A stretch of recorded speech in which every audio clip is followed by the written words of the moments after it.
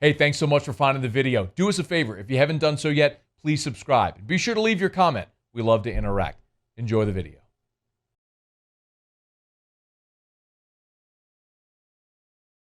Everyone assumed, right, change was coming, and especially on the defensive side of the ball, and it probably wasn't going to just be one change. It would be multiple changes.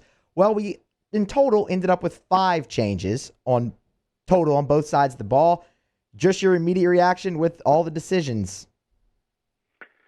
Not surprising at any of them.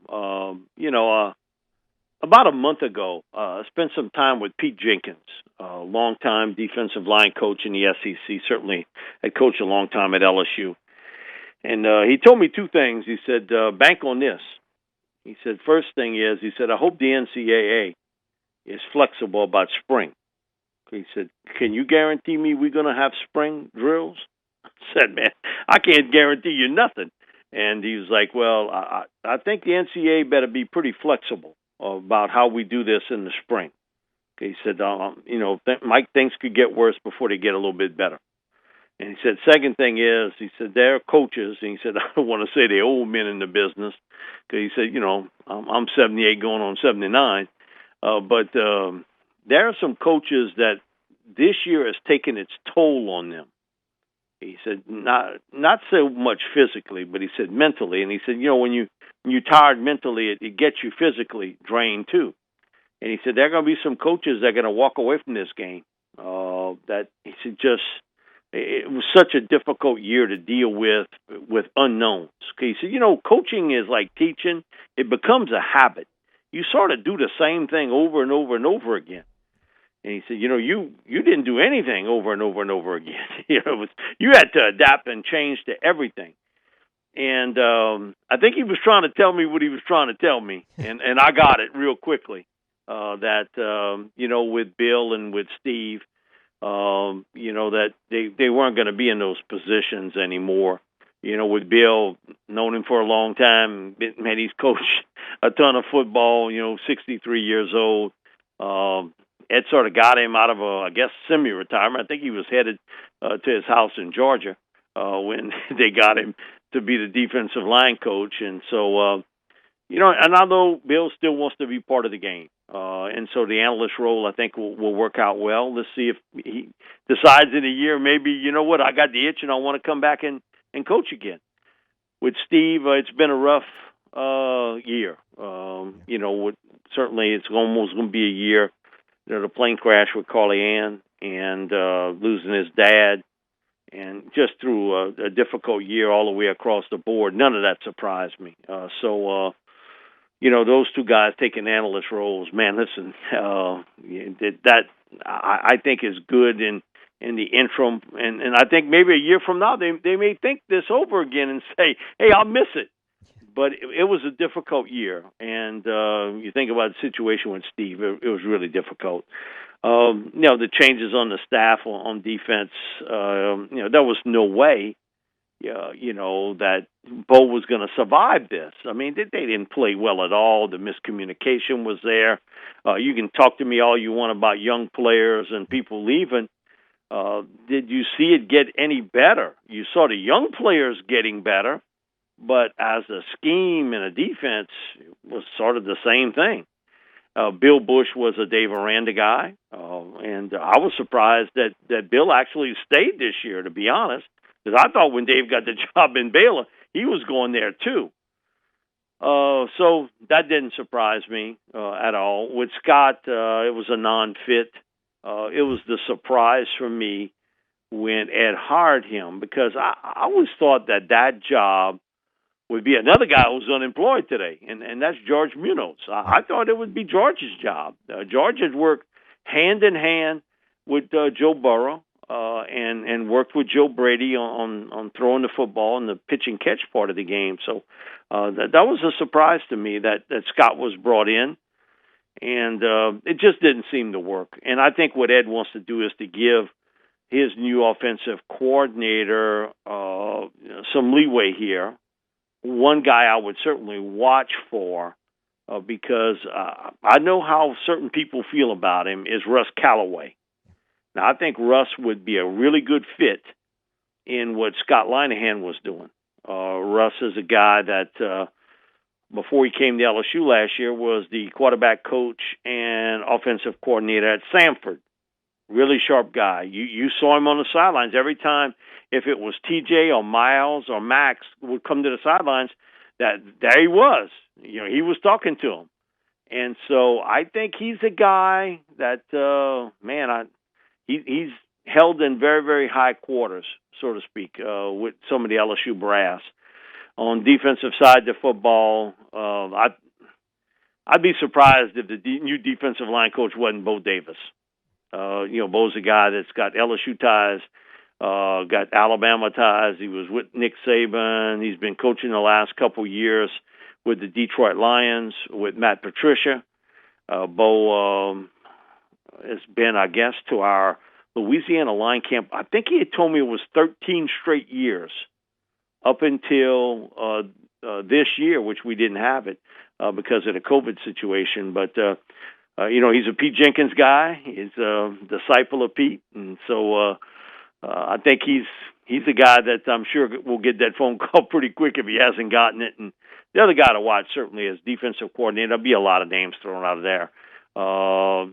Ed's always sort of leaned on people that he knows, I think, and so to me, if that's the case, it's Ryan Nielsen. I think we'll get a lot of attention in that spot. Ryan's a guy that Ed coached at Southern Cal as a defensive lineman.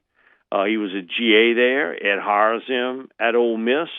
They've stayed very close friends throughout this time frame.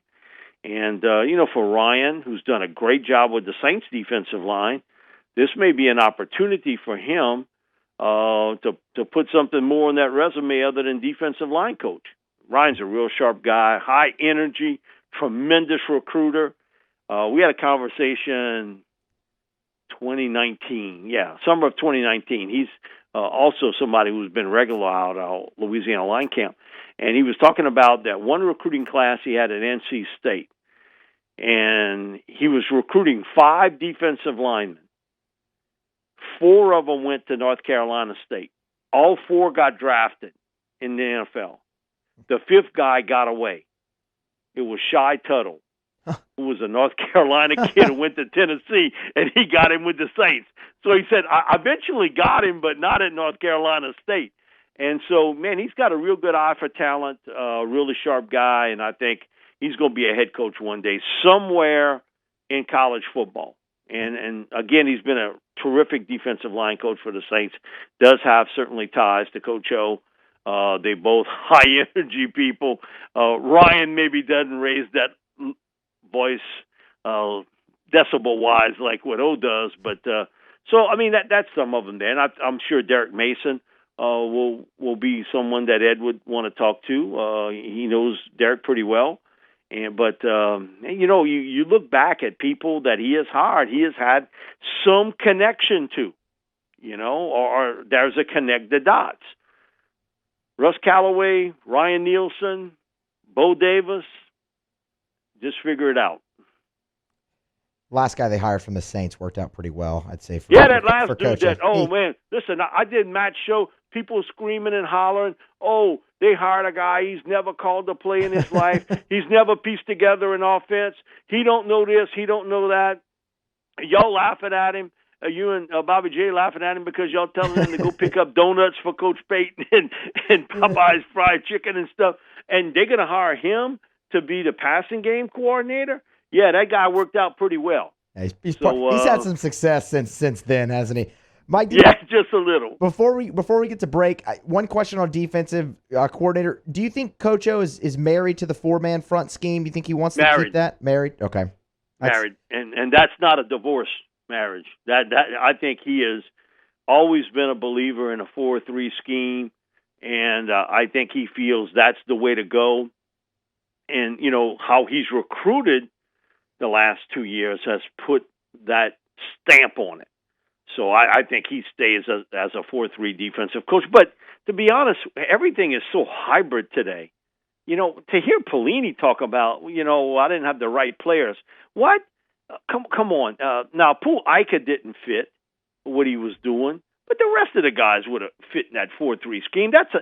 that's an excuse that he was using. Because to be honest with you, today, even if you're a 3-4 scheme, I would say about 90% of the time you're in a 4-man front. Yeah. It's just where the linebacker lines up. Is he lined up on the left or the right? But I will say that I think Ed is cemented with that decision to be a 4-man front. Saints injury report out. Andrus Peat upgraded from a non-participant to limited at practice today. Do you expect him to play on Friday? Well, that he's put as limited, probably. He'll probably play. That's what that limited means in today's jargon, that he most likely will. There is really no practice. It's sort of walkthroughs. I mean, you're not really practicing. You just sort of walk through and plays in a short week like that. So, man, the Vikings list, man, is that lengthy? It is lengthy. Man, I don't remember a team with that many guys that did not participate. And I'm talking about this is a walkthrough. Yeah. This ain't with pads or shells or nothing. This is a walkthrough. And good gracious, man, they got a lot of guys that could potentially not play in that game. If that's the case, we'll see, kind of what happens, with tomorrow. But, man, that's a long list. So, no, it's this time of year. Nobody's healthy. Nobody's healthy. People can talk about, these guys, they ain't as tough as they used to be. All I'm telling you is, you're out on that field, you find out just how tough you are to play 16 games in a regular season. You figure it out real quick, and how tough a guy you think you might be, but you're not. So these guys, man, it's a brutal game in a lot of ways. It's not maybe as rough a game as you saw years ago, but back then maybe it was 10 games, 12 games they played in a season. This 16-game season, and with the injuries they have, and man, you getting hit by the Toyota trucks, and you the Toyota truck getting hit. It takes its toll on players. So we mentioned the injury report for the Vikings, and a lot of those players are on defense, and it's a defensive unit that already is not very good and really hasn't had a prayer all season of rushing the passer. What approach do you expect the Saints to take against a much maligned Vikings defense? I pound the crap out of them. I hit them every which way but loose. That film shows me against the Bears, they could not stop David Montgomery. And I'm not trying to take anything away from David Montgomery. It's David Montgomery who ripped them to shreds rushing the football. And the Bears line is not the 5 blocks of granite. So, this one's real simple. I know I can attack that secondary here and there. But I play ball control, and I try to keep that explosive offense off the field, and Dalvin Cook and Jefferson and whoever else they're going to throw at me, if with Thielen, the double tight ends, or whatever. I play a little keep away, and I'll rock them rushing the football. And this week, you could. I give Spagnuolo and the Chiefs a lot of credit. I think they did a really good job of stopping the Saints' run early, and it was ineffective. It was 3 and out, 3 and out, 3 and out. Yeah, you'd like to run the ball, but if you don't have it and you can't convert, you can't run it any more than what you did. And you could see certainly there was some football rust on Drew, and also up until the final drive where the receivers getting open. They weren't getting open at all. I mean, Drew threw a pass. I mean, looks like they were playing with 13 guys out in the field. Offense, nothing really clicked against Kansas City up until late in the game. Could you ask the defense to play any better? You're playing who you are, and you played against the best player in pro football, in Patrick Mahomes, and he made some throws that just sort of takes your breath away, that the regular human ain't making those type of throws. And he got some big-time players with Tyreek Hill and Travis Kelce, and thank goodness for Clyde, it wasn't as bad as it looked when you first saw it. And Le'Veon Bell and that gang, they did a really good job. They protected Mahomes, but I think another quarterback, he might have been sacked, 10 times in that game, the way the Saints were coming at him. Mahomes was just unbelievable. So I got, and I made that he's the best player in the game. I got a couple of people write me, oh, well, his stat line don't show that he's a great player. My thing is, man, listen, you living in the fantasy football world, not the real one. Man, no one would pick anybody other than him if I told you, I'm giving you a franchise tomorrow. Pick one guy to start it with. I guarantee you, out of 20 people, all 20 pick, give me Mahomes, and, whatever else you give me, we good with. But, man, he was unbelievable. And you saw that throw in the end zone. He had no place to put it but one little area, almost like, you're throwing a ball through a tire. He threw it like through half a tire. He got that ball in there, and he run the option. He's a special player. Now, I told this to Matt last week. I think about you, the defending champs. You are being hunted down each week. Each week, you got one loss. To the Raiders. That's the only loss you got. Listen, in today's world where you got a lot of changes, if it's players, assistant coaches, whatever, and just maybe a little bit of hangover from a Super Bowl victory, and you got one loss when everybody's gunning for you, is really an amazing story of 2020 of how Andy Reid has got this team so focused, and they beat you a bunch of different ways. So that's the Saints offense versus the Vikings D. How do you slow down Dalvin Cook, who's already an elite player and is now having a career year? Well, that's the toughest thing because, and talking to Ryan every year when we kind of sit and talk, he brings up the fact, Mike, don't ask me about a pass rush first. Always ask me about, I want to stop the run. I think he said it's the most difficult thing a lot of times to teach young defensive linemen is, listen, you're going to get your sacks, but we got to stop the run first. If we're not doing that, they're going to pound us to death. And he was laughing. And I say it today myself. He was like, all these nerds and analytical dudes that want to write about the pitch and catch game, how many of them have put on a jockstrap and a helmet and ever played? He said, with maybe 1 or 2%. And they want to tell us that stopping the pass is the biggest part of playing defense. He said it will be stopping the run. So he said, we spent a lot of time, a lot of effort on stopping the run because if I can stop the run and force you to throw, I can even manufacture a pass rush if I don't have a good one. I can send extra people. I can do stuff coverage-wise. With Dalvin, the first things first, you better be able to tackle him the first time you touch him because one of the things he does really good is get out of that initial tackle. That initial guy hits him, and he sort of like pinballs it out of there. And so that's the thing I'm pretty sure they have stressed all week long about, hey, listen, we get penetration in the backfield. You make sure you holding on. Do not let him loose because if you do, that's when he makes the big play. Now, remember the last playoff game they played against the Saints when they won?